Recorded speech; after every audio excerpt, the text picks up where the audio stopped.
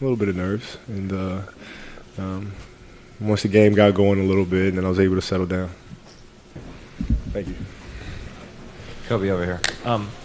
You've talked about storytelling a lot this year and what you're going to do. Is this the perfect ending for your story? And how do you encapsulate this season and tonight? Well, I mean, the perfect ending would have been a championship. You know, that's perfect ending to me. You know, but tonight was, trying to go out, playing hard, and try to put on a show as much as I possibly could. And it felt good to be able to do that one last time. Kobe, wanted to ask you two questions. First of all, would you accept a script like this for your new story company? Would you accept or reject a script like this? Yeah, after debates in the story room of why winning the championship is not in the question, then yes, I would have accepted this one. But my serious question is, what does it mean to you? We know what a competitor you are. We've talked about that for 20 years. We've seen that in you. When you come through with a performance like this, which is what you wanted to do, what does it mean to you to be able to call on the abilities that you have to come through and look like your old self to some degree? Honestly, I can't believe this actually happened, to be honest with you. Like, it's kind of crazy to me. Like, I still don't, it's hard to believe that it happened this way. It really is. Like, I'm still in shock about it. And just, the outpouring of support all night long, and my, former teammates and the fans and my family, and it was just, it's unbelievable, man. Unbelievable. Like, I'm still in shock about it, and I think now I'll allow myself to go back and read a lot of the things and watch some of the commentary and the videos and just kind of take it all in, Serena? Kobe, from the energy in the crowd to all the tribute videos playing everywhere to your former teammates being there and celebrities, what do you think that one thing you're going to remember most when you're sitting up there right now that you won't take away? I think the fans, the reaction from the fans, the chanting, the support, the encouragement. I mean, I was really, really tired. It was just like, there's just no way. I got to continue to push it because the fan support was tremendous, and I think that's the thing I'll remember the most. Kobe, you said before the game that tomorrow you were planning on working out. I have to. And then going to work with your company, your business. Is that still the plan based on how your body feels right now? I have to. That's a very slippery slope. I mean, I've done my research for players post.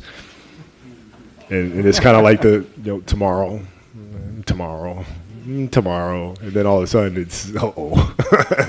So I think the important thing is to get into a routine, to maintain discipline, and to find a new routine. I've been in a certain routine for my entire career, and I think the worst thing that I could possibly do is not have one, because then you wake up without a sense of purpose or a sense of direction. So I have to find a new routine, and I have to get to it and be comfortable in it. Kobe, at what moment were you most emotional tonight? When did it really take you over? Oh, hey. There were a lot of points there where I started getting emotional. When we first ran out of the tunnel, in which you catch it, I catch myself. Okay, I'm putting on my jersey. I'm saying, okay, this is the last time we're gonna put on a jersey. Dun, dun, dun, right? You know what I mean? And then this is the last time I run out of the tunnel. Dun, dun, dun. And like when those moments happen, you catch yourself and you start getting really emotional. And then I say, okay, you gotta block that out, because none of that makes a difference whatsoever if you come out here and completely lay an egg. You'll completely mess up the situation. So you have to concentrate and focus, and then you can be nostalgic all you want, later on tonight and then tomorrow. Two questions. One, what did it mean to you, or how did it hit you when you heard Magic say that you're the greatest to wear the purple and gold? And two, how closely were you watching the tribute videos as they poured in, and which ones jumped out at you? I refuse to believe it, because Magic is my hero. I don't think you guys truly understand how much of a diehard fan I was, like a Laker fan. Like, dude, it was like, Magic was all over my wall. I used to wear really big knee pads because Magic wore really big knee pads. You know what I mean? I used to practice the baby hook, and so he is and always will be number one for me. Always. always. And the tribute videos, you know, I was able to peek up and look and check them out, and you know, from time to time, and I enjoyed them all, man. It was, you know, hopefully, you know, I'll get a chance to at some point go back and just look at them all and just kind of take it all in, you know. So Kobe, I know that there was dun dun dun, the jersey and the tunnel and all of that, and you black it out for the game. The game ends, you give your speech. When you walk off the court for the last time as a player, what's going through your head in those 5 seconds? Don't trip. No, I mean, it was just, it's surreal. It's hard to describe. I mean, it's almost like you're in a fog, and you know, everything is moving extremely slow yet extremely fast. And you know, I'm trying to look and like take it all in. And you're trying to observe. You know, not quite sure where to look, and just trying to take it all in. And it's very difficult to do. But I mean, it's just like a dream. Just a dream. Yeah, absolutely, absolutely. And, you know, the coolest thing is that my kids actually saw me play like I used to play.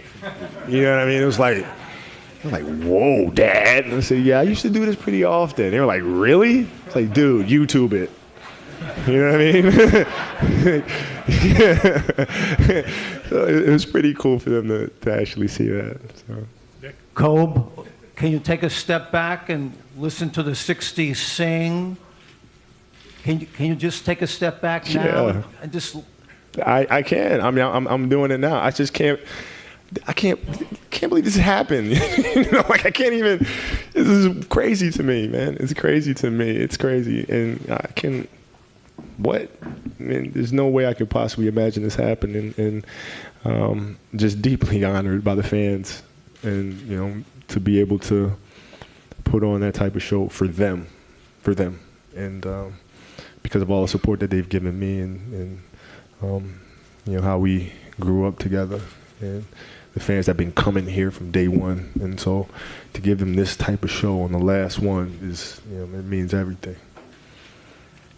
Kobe, as the points are mounting quickly, 20 and 30 and 40, the fans are whooping it up. What are you and your teammates saying to each other? We could see the smiles.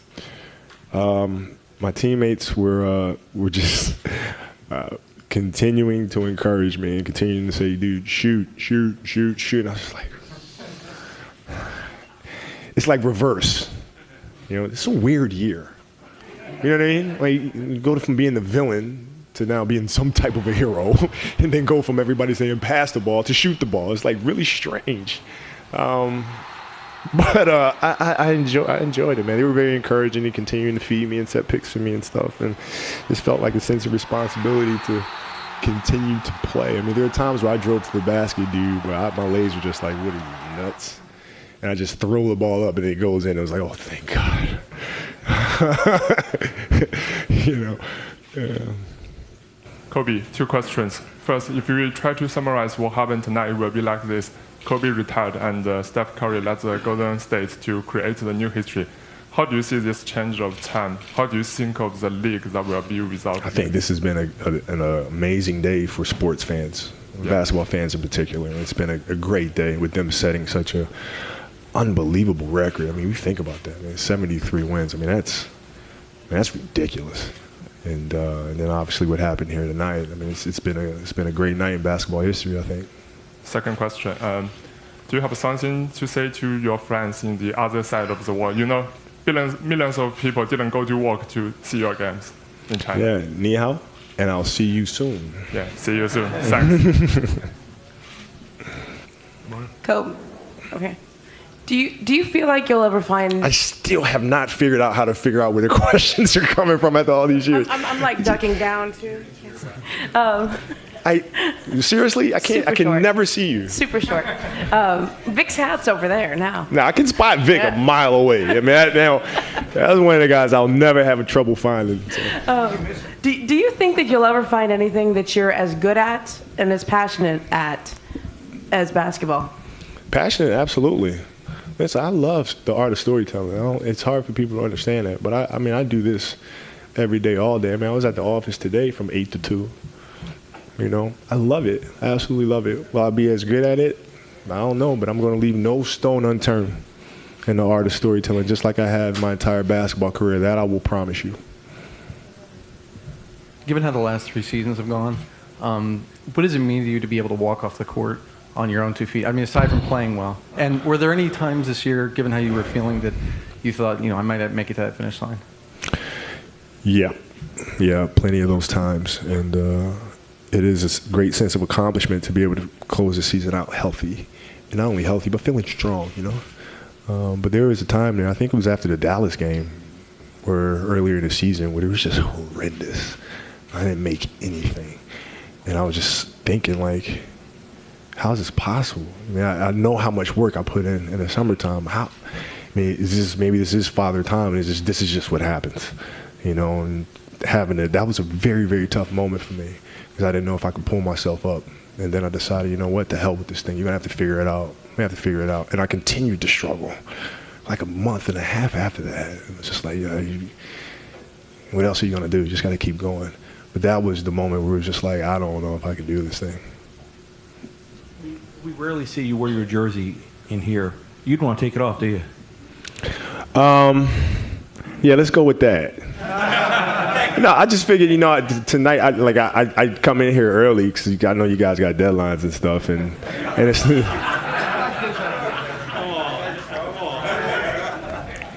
And it's not like I have to ice. What takes a long time is that I have to ice, I have to stretch, I have to do modality. What am I doing that for? The treadmill tomorrow? You know what I mean? So I'm able to come in here a lot faster and then get going. I want to walk in the locker room. They sprayed me with champagne. I was kind of like, what the heck? That's only for championships, but all right. So I'm smelling a little bit like champagne. But on a serious note, you're right. You're right. Keeping this jersey on and taking it off, it's going to be very, very strange, man. It's really strange. Question. Kobe, you perfectly led me to my next question. I was walking around the arena tonight, and I must have heard at least a half dozen people saying, "Oh my God, this feels like Game 7." and you've said so many times that Game 7, 2010, was your favorite championship. How did the energy in the arena compare to that Game 7? And how is the championship feeling different than this kind of feeling of finality right now? Well, Game 7, the energy in Game 7 was high energy, but it was a very nervous energy. It was very intense. It was like, the fans wanted to explode, but they didn't know if they could, if they should. It was like, because everybody's just kind of on pins and needles. It's like watching a scary movie. You're just kind of sitting there. You don't want to really move because you don't want to jinx the situation. You know what I mean? It's just kind of like, that's the energy of the games of Game 7 until we finally won it and the place erupted. Tonight, it was more festive. There wasn't the pressure. It was more just a celebration. And so that energy is completely different, but still both intense, just different forms of intensity. Thanks very much, everyone. Guys, thank you. Seriously, thank you. I mean, I've liked most of you guys from my career. I've hated some of you guys from my career, but then come to actually appreciate everything that you guys do. And, truly, truly, thank you so much for all of these years. I couldn't, a lot of things that you guys have written have inspired me, have pushed me, and have helped me have made me the player that I am today. And I don't think you guys truly understand the impact that you have on players and the things that you guys write, good and bad. And, you guys can help inspire and shape the future generation of NBA basketball players and sports industry as a whole, because, the word's a very powerful thing. And so I just really want to thank you guys for everything that you've done for me and continue to do for the game. So appreciate it. Thank you.